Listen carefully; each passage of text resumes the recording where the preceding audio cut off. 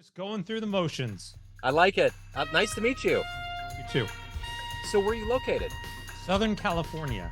Oh man, the land of all kinds of honey and goodness. I love it. That's it.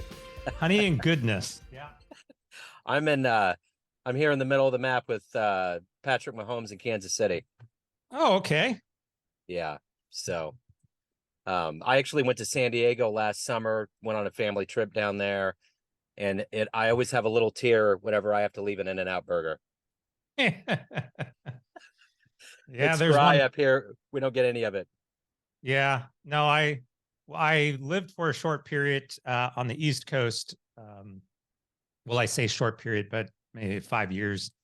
And every time I went back, that was the first stop. It was like in and out.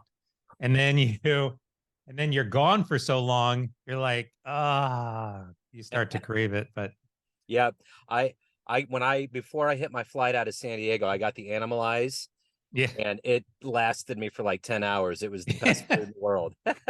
Yeah. So, but Yeah, we'll do that. yes, it absolutely. Well, Chris, it's great to meet you, and I want to begin our conversation with what we've lived through for the last 3.5 years, which has been COVID. How did you survive the pandemic, and how has it changed you? Um, how has it changed me? I don't know if it's necessarily changed me. What's interesting is, especially from a business perspective, I often talked about disruption, and I look at the pandemic as just another form of disruption, right? From a business perspective, we often think about disruption in the terms of your market gets disrupted, a competitor comes in and disrupts you, you've got to change because of technology and that type of disruption. The pandemic was just another form of that. It just was more impactful.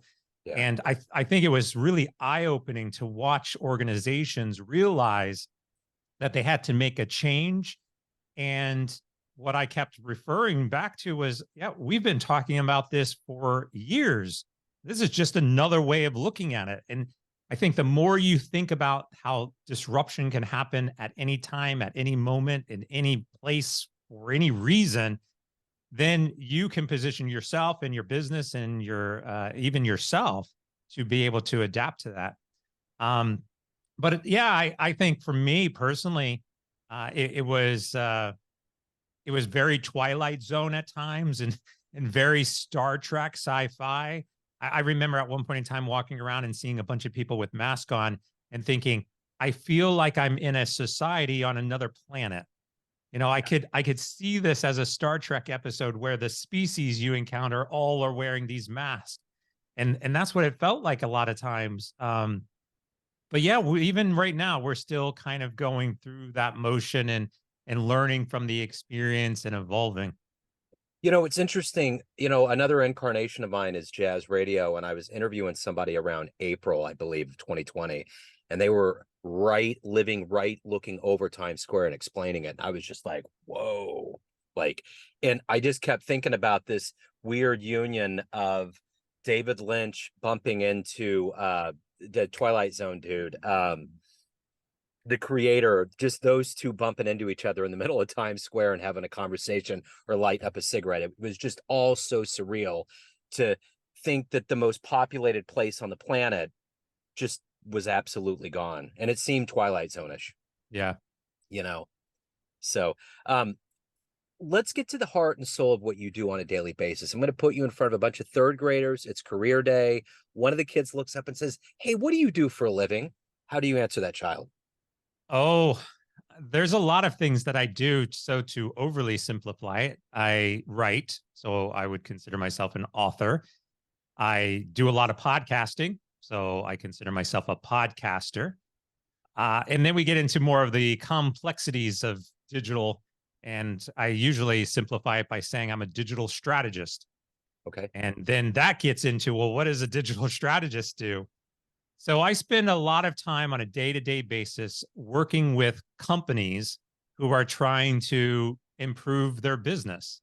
And that can come in a lot of different forms. It can come in the understanding of how to leverage technology to accomplish that, or it could be around the concept of my book, which is how do you understand what your customers want so that you can better serve them? And all of that comes together in various ways through public speaking or podcast hosting and showing up and talking with people like yourself to really dive into the topics of digital transformation, customer transformation, strategy, innovation, and the such. So, what did you want to be in the third grade? What was your dream to grow up and become? Well, I tell the story often where when I was younger, I loved the movies and definitely I loved computers as well. But I didn't get my first computer until this will date me, but my first computer was in 1982. Wow. And in 1982, I got the computer. I set it up.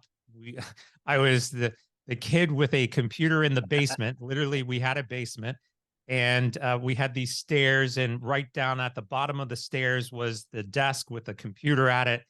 And I spent so much time at that thing. I lived on it, and my parents often would try to get me away from it. Now, if we reflect back 1982, 1985, 1989, we didn't have the internet. We didn't have mobile devices. We didn't have much of really an understanding of what computers were going to be able to do for us. We had software. We obviously had personal computers starting to hit the market with Apple, IBM. And so that was only looked at to me as a hobby.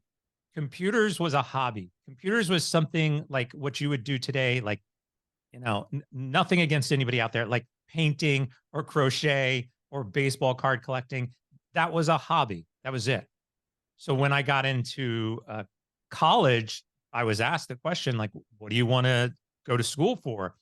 And I had two choices. Well, I can go into film or I can go into computers.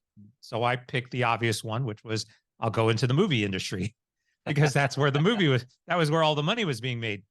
And it was a passion of mine. I loved film. I love entertainment. I love storytelling. And so I continued. And as I progressed throughout my career, luckily, we had this convergence happening between the technology and the entertainment all the way up until what we see today. And I think most people would agree that the internet is even websites really is a form of entertainment. It's a form of storytelling. We talk about customer journeys. The journey and the experience is all about entertaining and engaging with your customer in a way that keeps them active on your website. So I've been fortunate to have all of my passions and careers from all the way back when I was in third grade come together today. But yeah, back then it was let's be in the movies. I still remember my first Packard Bell that I got. It was such a big deal, you know. Even a word processor before that was a big deal that you could Yeah. see it on the screen. So, as somebody that obviously loves film and that is a writer, when you were growing up, what was the first film that blew you away, and what was the first book that opened the door to you that made you either want to write or read more? Back then, I was really inspired by a lot of the classics. So Mary Shelley, Frankenstein, and we look at like Dr. Jekyll and Mr. Hyde, all of the sci-fi, stories, Journey to the Center of the Earth, 100,000 Leagues Under the Sea, like those types of really, classics, I guess we can say, with all of the kind of rich storytelling and imagination was was what really drove a lot of what I do today. So I will often refer back to classic sci-fi or classic monster films and movies, as well as the literature, because I think it gives us great, especially when we think about like Frankenstein. It wasn't just about building, a monster. There's obviously a lot of uh, discussion about humanity, and then there's a lot of technology that is embedded inside of the creation process. Like Frankenstein as an example, the science that was there, we can correlate a lot of that to today and artificial intelligence, right? The science behind AI, the humanity behind AI. So, yeah, those were big passions of mine, and even right now, I've written my own fantasy book that I hope to get out soon, which is all about monsters. And, it follows the adventures of a 13-year-old girl who engages with monsters to teach the monsters about humanity. Like those themes and concepts have definitely been with me for a very long time. So who would you consider a hero for you? Oh, my father. I mean, he's passed away. He passed away about 4 years ago now. But yeah, I think all of my brilliant ideas and inspiration for developing business concepts definitely all came from him. So if you could meet anybody alive on the planet right now that fascinates you and spend some time with them, who would it be? If they were on the planet right now, it would be probably Elon. I think he would be up there. Uh, my first go-to is always going to be Albert Einstein. Like if he was available right now, Yeah. I think that guy would be a fascinating lunch, Oh, right? yeah. Like not even we can get into theoretical, but to hear what his opinions were right now in today's day and age, Oh, would just be mind blowing. absolutely, it would be. Yeah. So, as somebody that's obviously you're very fascinated by things that are happening around us. If you could witness any event in human history with your own eyes, you could get transported and see it happen. What would you love to have seen in the annals of history happen? Oh man, there's so many. Wow. I will also say you asked earlier about my favorite book, and my favorite movie of all time is Back to the Future. Oh, yeah. So we're talking about time travel Yeah. as seeing your parents date, like that actually might be kind of fascinating to see. Yeah. Um, but look, if I had a time machine and I can go anywhere, I'd be going everywhere. I mean, I Yeah. would be going back to the dinosaurs and seeing what that really looked like. I would be going to famous moments in history. Go to Gettysburg. Yeah. Go look at it. We see these movies and they say based on true events, and you've got to believe that on some level there's obviously a little fabrication to it. So I mean, I would just love to go and say like, you know, you know, Kennedy assassination is another big one that's been coming up. Like I'd like to go there and point a couple of video cameras in a couple of different directions Yeah. and see what we can find out. Right.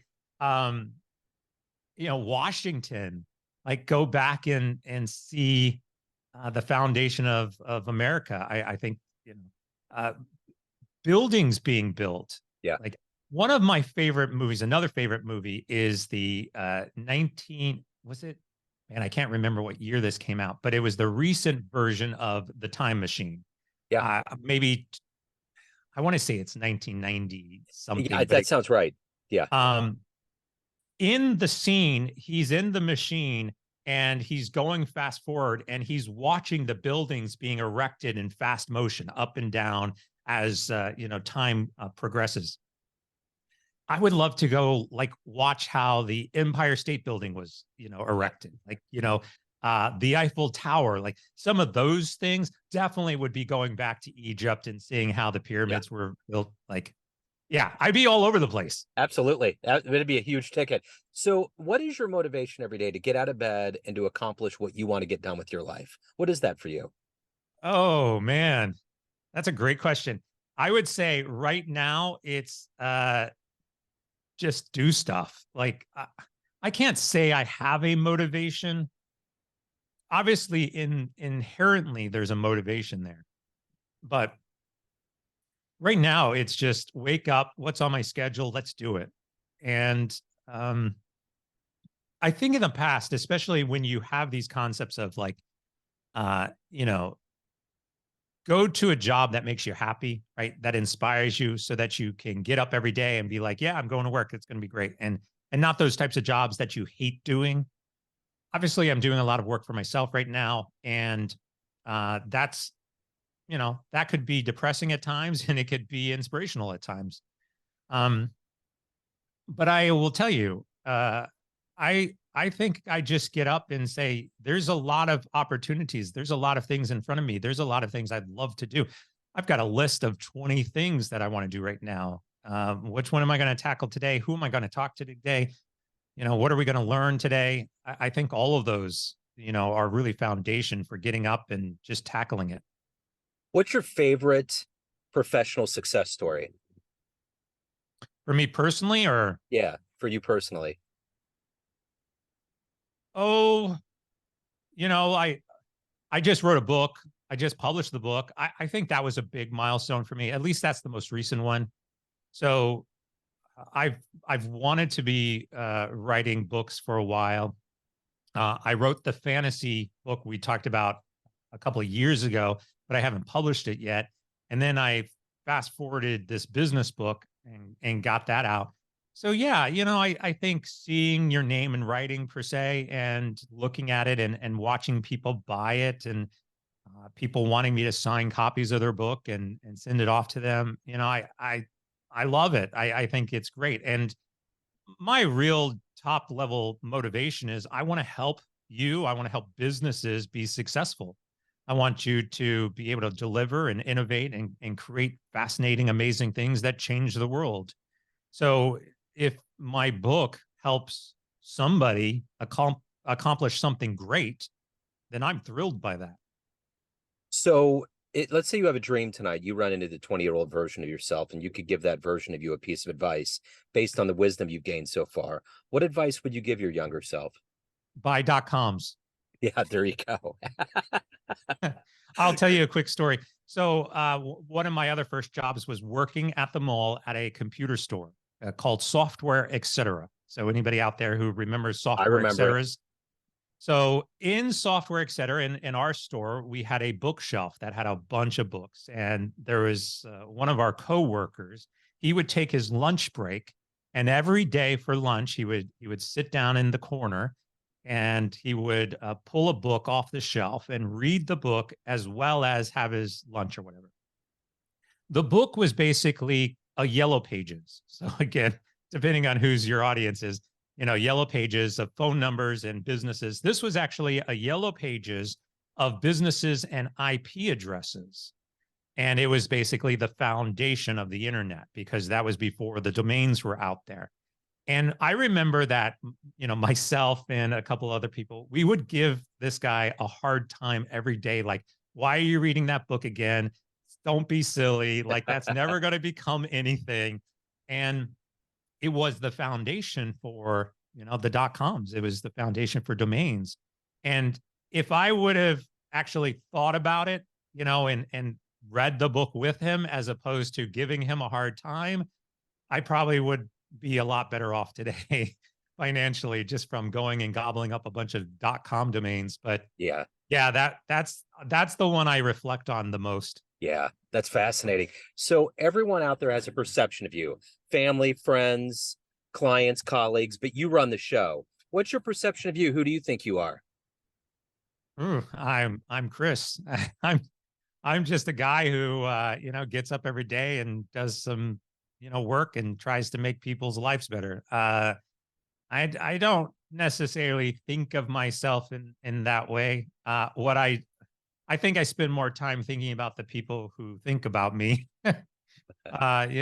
People look, there's people out there who do not like me. There's people out there who do like me. I can't make everybody happy.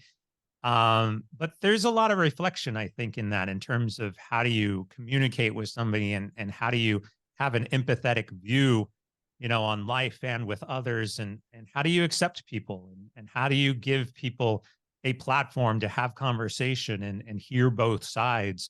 I mean, I think that is drastically missing today. And I can talk to myself all day long, but I'd rather have conversations like this and talk to other people and potentially make new friends, or potentially, I definitely know that in some of my podcasts, I've probably made a few enemies, but that's life. Yeah, absolutely. Chris, if anyone wants to get your book, they want to hire you, anything about your world, where can they go? Where's the best place? Best place to do that is on my website, chrishood.com, CHRISHOOD.com. There you can find my book. You can get a copy and I can sign it for you. You can find my social media accounts. You can read my blog. You can find my podcast. You can hire me. Everything is right there on the website. Excellent, Chris. Thank you so much for your story. Thanks for your time. Best of luck with this book, the next one, and all your endeavors, man. I appreciate it. Appreciate it too. Thank you.